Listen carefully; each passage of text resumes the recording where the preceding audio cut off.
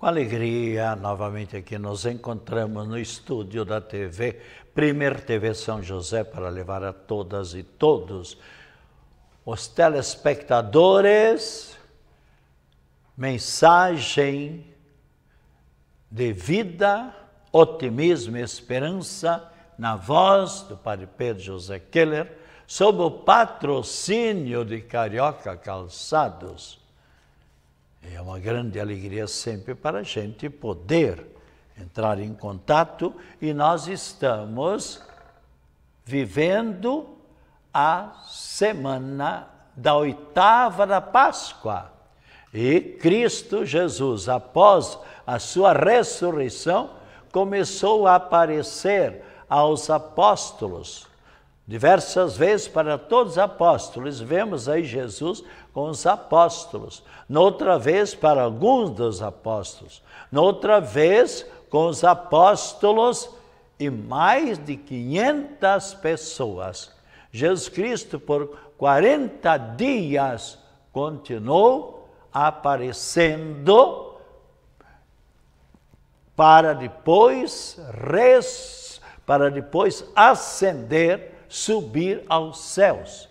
E quando ele então disse, antes de subir, aquilo que já no programa passado e mais vezes nós lemos na Palavra de Deus. São João, capítulo 15, versículo 17, o que eu vos mando é que vos ameis uns aos outros.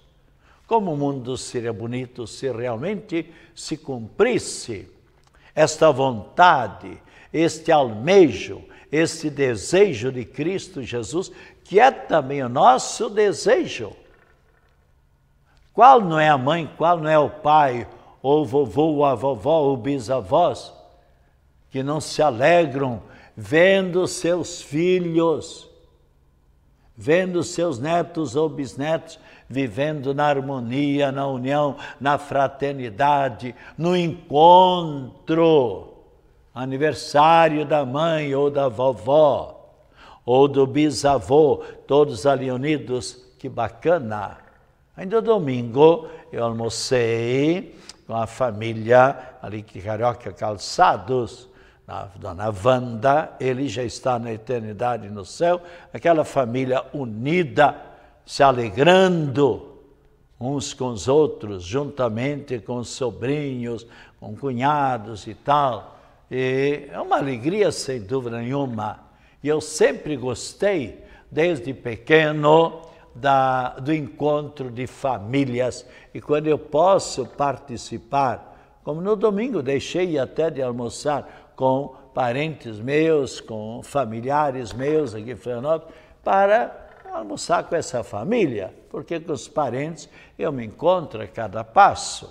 Então, desde pequeno, era aniversário de papai, sempre dia 1º de janeiro, então vinham os diversos amigos dele, bem como os filhos, meus manos, de mais de idade, vinham de longe, mesmo do Paraná, São Paulo, e vinham de Curitiba, ou mesmo ali de Rio do Sul, ou Blumenau, se unirmos para essa fraternização, confraternização.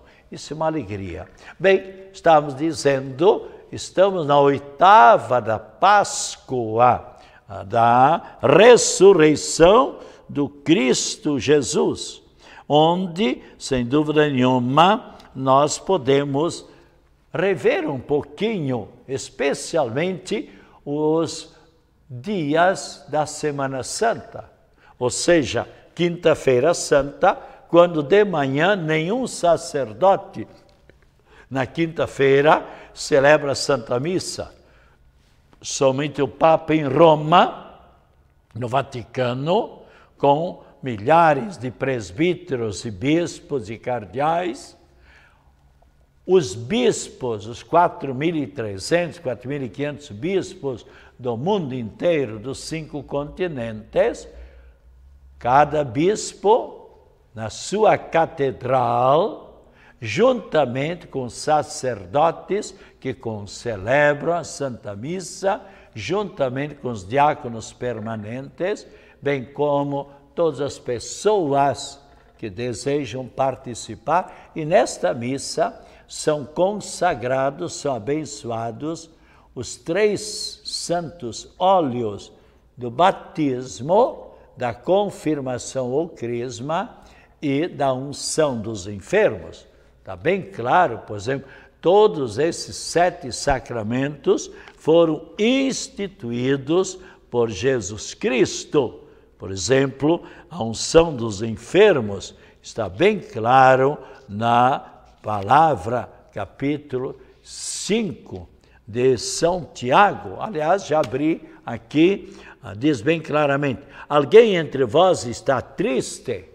Reze. Quantas pessoas, às vezes, tristes, desanimadas da vida, leem um salmo, rezam, dialogam com Deus e pronto, a tristeza passa. E continua: está alegre? Cante. Quantas pessoas alegres cantando que a gente ouve muitas vezes. Está alguém enfermo? Está alguém doente? Chame os sacerdotes da igreja, estes façam oração sobre o doente, ungindo-o com óleo em nome do Senhor. A oração da fé salvará o enfermo e o Senhor Deus o restabelecerá e terá novamente saúde. Se ele cometeu pecados, serão perdoados. Então, especialmente, está aqui bem claro, então os sacramentos, batismo, a confirmação, o crisma, unção dos enfermos. E à tarde, à noitezinha, então, a missa da Santa Ceia, repetindo aquilo, aliás, está na Bíblia, Cristo me disse: o que eu fiz, fazei-o em minha lembrança, em minha memória. E Cristo Jesus, há 1986 anos atrás, celebrou lá no cenáculo de Jerusalém. Eu tive a ocasião de estar lá, onde Cristo, com um grupo de peregrinos, onde Cristo Jesus celebrou lá a Santa Missa e também realizou lava-pés, lavando os pés dos apóstolos e instituindo a Sagrada Eucaristia e o sacerdócio católico. E, aliás, está bem claro, é só você tomar a Bíblia Sagrada, onde está a Santa Ceia, e cada vez, está bem claro na Bíblia, o que eu fiz, fazei-o em minha lembrança, em minha memória. Então, o Papa, o Bispo, os sacerdotes do mundo inteiro, sempre na consagração, dizem claramente: fazei isto em minha lembrança, em minha memória.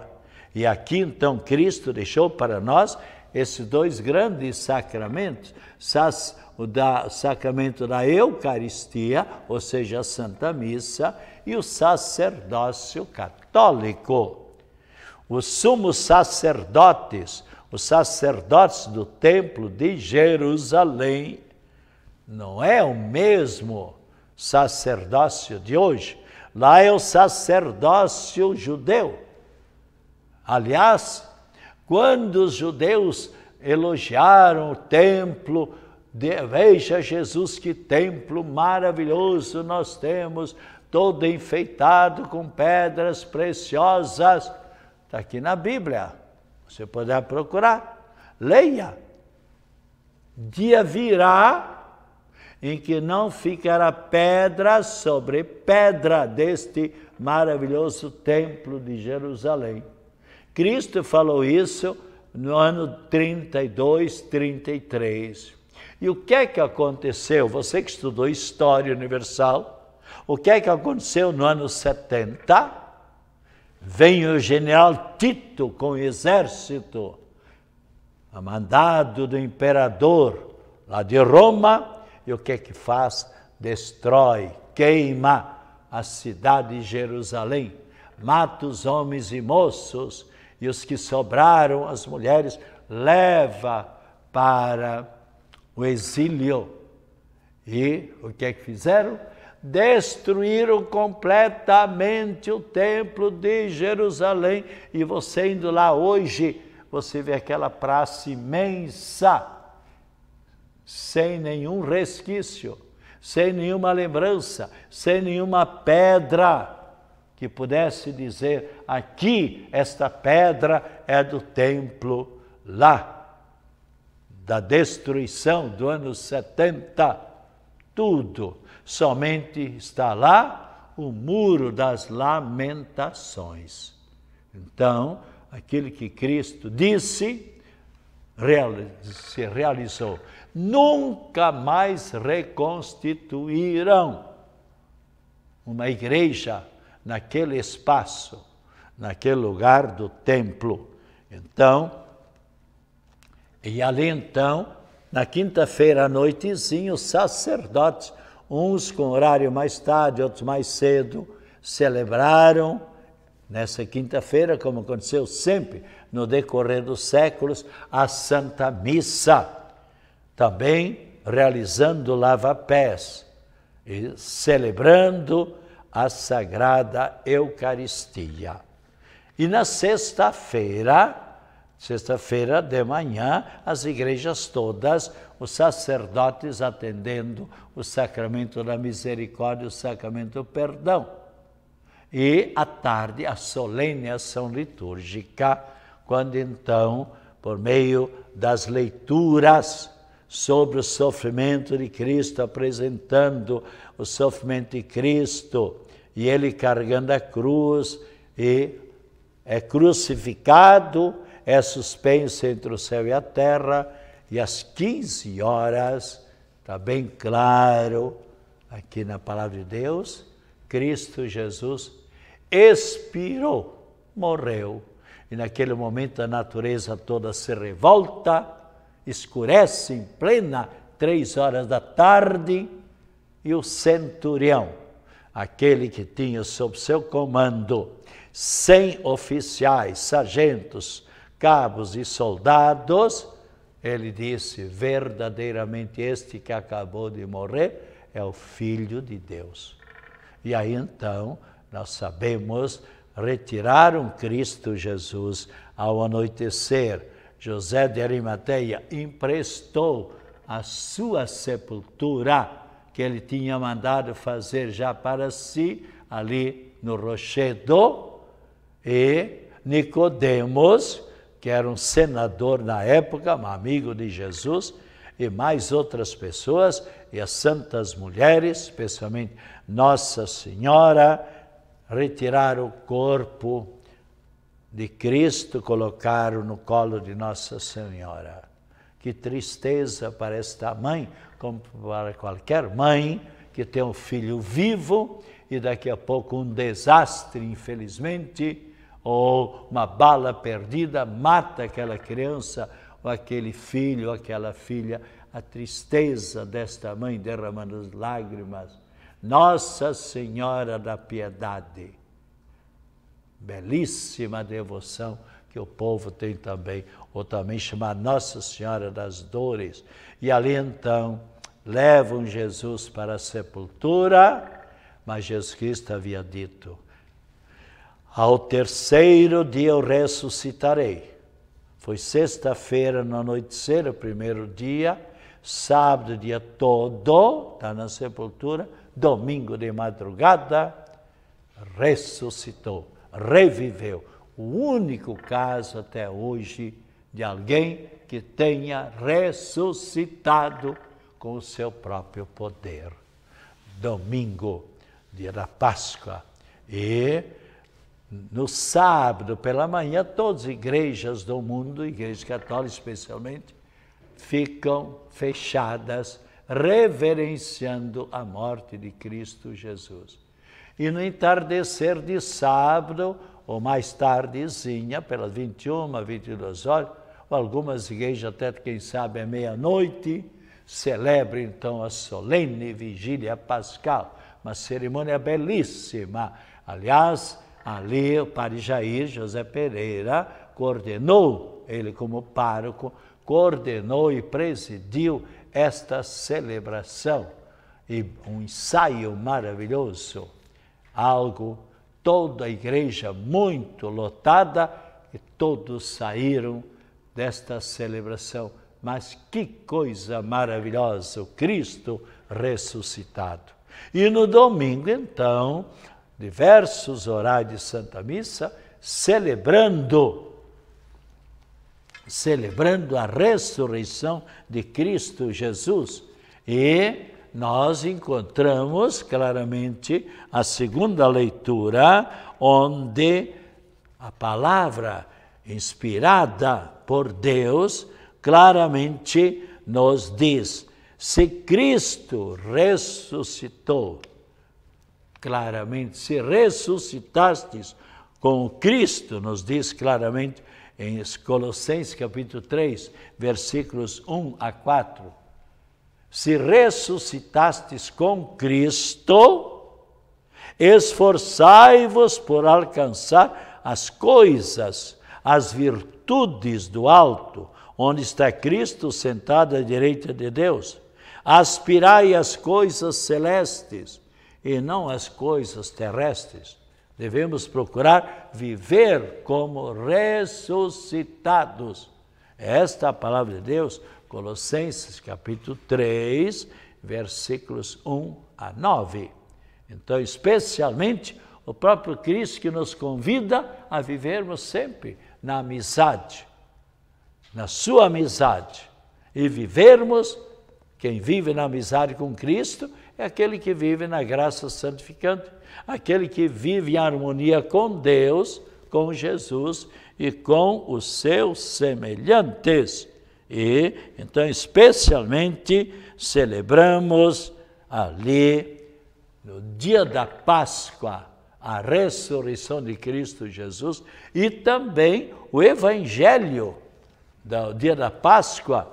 Claramente, nós encontramos aquela passagem onde Maria Madalena vai cedinho para a sepultura, estava ainda meio escuro, e ela preocupada, quem iria remover a grande pedra que estava na entrada da sepultura, porque as pessoas naquela época colocavam uma pedra encobrindo a entrada da sepultura, e assim José de Arimateia tinha feito a sepultura dele. E ela preocupada, chegando lá, o que é que aconteceu? Viu que a pedra estava removida. Então, e ela simplesmente, quando chegou lá, então ela, vendo a pedra que tinha sido retirada do túmulo, vendo os panos ali no chão e o grande lençol que encobriu completamente o corpo de Cristo, chamado Santo Sudário, ele estava dobrado, colocado à parte. E o que é que aconteceu? Ela sai correndo e foi encontrar Simão Pedro e São João Evangelista, e anunciando que Jesus não estava mais lá, e simplesmente tiraram o Senhor do túmulo e não sabemos onde o colocaram. E ali sai São Pedro e São João, e sem dúvida nenhuma muitos outros curiosos correm ao encontro, e São João chegou lá, nos diz a palavra de Deus, mas não entrou, aguardando São Pedro. Ali então encontraram exatamente todo ali, os panos, mas não encontraram Jesus. E eles viram e acreditaram que tinha, naquele momento, se realizado aquilo que Cristo havia dito muitas vezes: ao terceiro dia ressuscitarei. E diz aqui, ele viu e acreditou, onde então falou que realmente Jesus ressuscitou dos mortos. Assim também, irmãs e irmãos, nós também, se procurarmos viver bem a nossa caminhada por esta vida, viveremos. Mas cada um de nós poderá diariamente ressuscitar um pouco mais.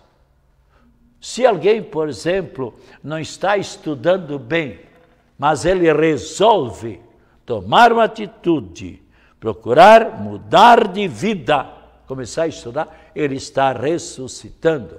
Eu vou ler aqui uma reflexão que achei maravilhosa, onde diz: Jesus morreu e ressuscitou. Ressuscitar é passar da morte para a vida, é transformar-se, é libertar-se. Ressuscitar é nascer para uma vida mais completa, mais humana e mais feliz.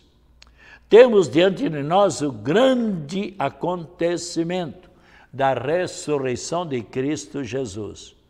Ele passou da nossa vida pobre, miserável de homens sujeitos a todos os problemas, dificuldades da vida, para uma vida gloriosa e livre, plena e feliz. Cristo lutou e venceu.